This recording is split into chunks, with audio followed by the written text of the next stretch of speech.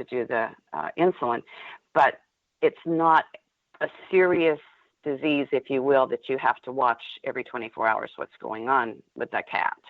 But both of them, no matter, or anything, anytime you're dealing with a sick animal, you need to understand what's going on there. And over time, you learn about the medications too.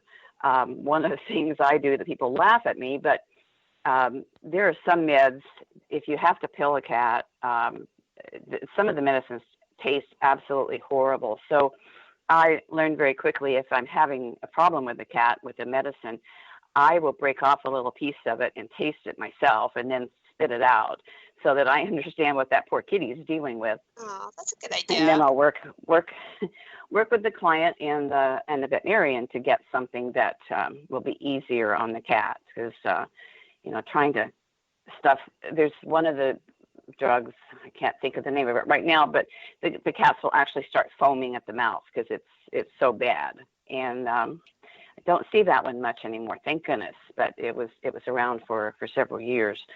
But learn about the diseases and what you need to be watching for. And if I take on a sick kitty as a client, I always, really talk to the owner and say, okay, how long have they been diagnosed? What are the signs and so forth? And then I'll talk to my vet to learn more about it too. And now, of course, we can go online and Google anything and just learn a little bit more about it, so that you're more confident and you're more able to help if something does happen with the kitty. Well, on your website, you say that you can give a pill to a cat and still remain friends. I would like to know what your tricks are so that I can use that the next time I have to pill a cat. Do you have some tricks on pilling a cat? The first thing is find a way not to pill a cat. If you can, I don't force a pill into a cat anymore unless it is the last option. I have been bitten several times over the years doing that, and I don't want to be bitten anymore, and I don't want to force the cat and stress them unless, again, it's last resort. So the first thing I would do is talk to the client and have them talk to their vet, find out about that particular medicine. Can we put it in a pill pocket? Can we crush it and mix it in their food? Crush it and mix it in tuna juice or clam juice. If it's a tiny pill, like a quarter of a thyroid pill, wrap it in some American cheese or cream cheese or a piece of turkey, anything that cat absolutely loves. And they'll gobble it down like it's a treat. Again, as long as that's not a bitter tasting pill, and try to get that out of the way to begin with. Another option is compounded medicines that are compounded into a treat form.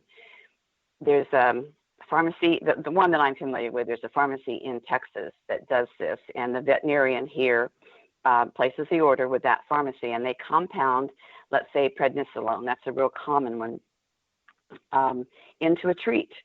And it's about the size of a dime, not quite it's thicker than a dime, but about the size in diameter. And the cats love it. You just toss it to them, they think they're getting a treat.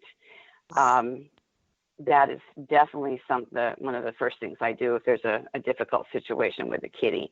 At least liquid form. Liquid's so much easier to give because you don't even have to open the mouth. You just stick the syringe in the corner of the mouth and start squirting, and they have to drink it. So it goes in very fast. That's kind of my next to the last resort.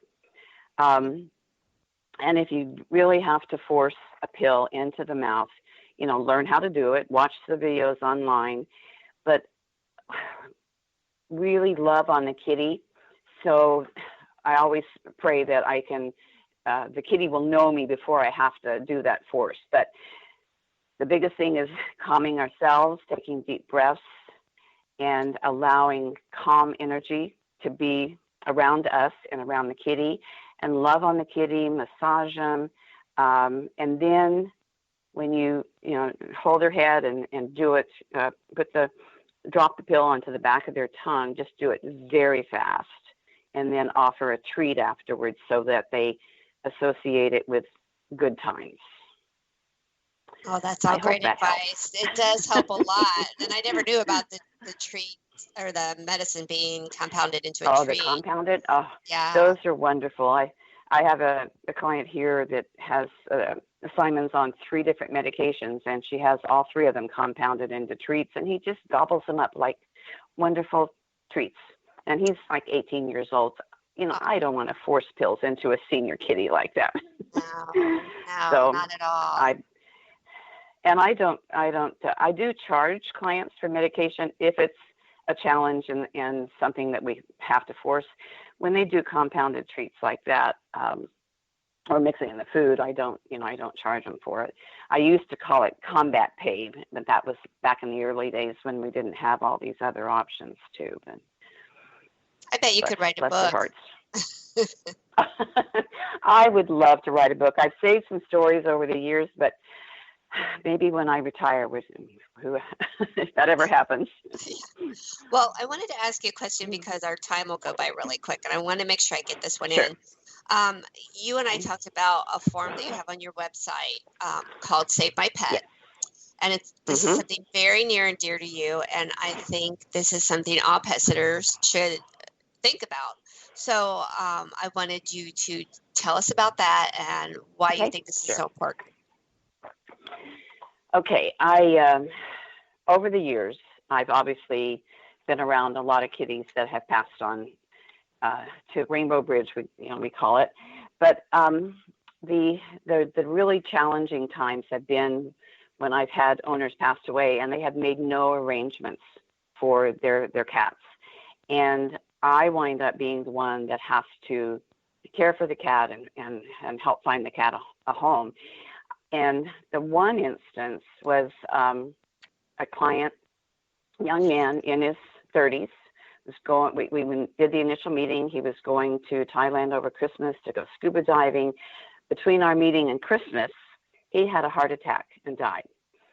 His 2 cats were in the home, and the mother, when I went to meet her, thank goodness he paid me in advance, and she wanted the money and the key back. I asked her where the cats were, and she said, the police took them to the shelter and said they'd be fine. Well, I know 10-year-old cats in a shelter environment do not do well. They're scared to death, and they're older cats, and there's a big chance that those cats would wind up being put down. So I got them out of the shelter, and they became my cats. And Weaver, the orange tabby, became the love of my life. But I have seen this, not with any of my client kitties, except those 2, but I've seen this happen week after week. I network with a lot of cat rescues in Southern California, and we have lots of them here. And it just happens all the time where someone passes away and they've made no arrangements for their pets. And if they, wind up going to some of the high kill shelters, we call them, they don't stand a good chance there. So I made up this little form for my clients, and I want everybody in the world to have this form if they don't already have something in place. It's just a 1-pager that says, if something happens to me, my cat, contact this person, or my pet, not just cats. My pet will, go to this person. They will take care of it. Either you've already talked to them, and they will, keep the pet themselves, or they will make sure that pet gets into a good home, and they don't wind up in the shelter world. So it's a very simple form, and I just, I say on the website, to give a copy to your best friend, to your neighbor, to your lawyer. It can save the life of your pet if something happened to you. And it's not just for older people. We don't know what's going to happen to us tomorrow. And, no matter what age you are, you should have something like this in place. If you are a responsible pet owner, you need to have everything ready just in case. Well, you've got me thinking too. I actually printed out a guardianship form from PSI today for one of my clients who's going to Europe, because it made me think, what if he doesn't come back? So you started to make me think more. But I hate to tell you this, but we are out of time. So before we close, I know it goes fast, but you are coming back for It second does. interviews, so that's good. We're going Yes. to talk about your side business. So, but if someone would like Okay. to if someone would like Yep. to contact you about your pet business, what is the best way? Probably just to go to my website, which is the business name, athomecatcare.com. It has all my contact information there, and just use those emails or phone numbers, and that would be the easiest and quickest, and that's always available to them. So it's athomecatcare.com. And are you on Facebook too? I am. Same thing. No, without the .com. At Home Cat Care. Yes. Okay. Well, Lee, thank you so much, and I will be talking to you again soon. Okay. Thank you, Mary. If you have any questions or comments about this show, please contact me at chaseandtails@yahoo.com. Thank you for listening to Society Bites Radio, and remember that I am here to share my passion for pet parents, professional pet sitters, and products and services that benefit both.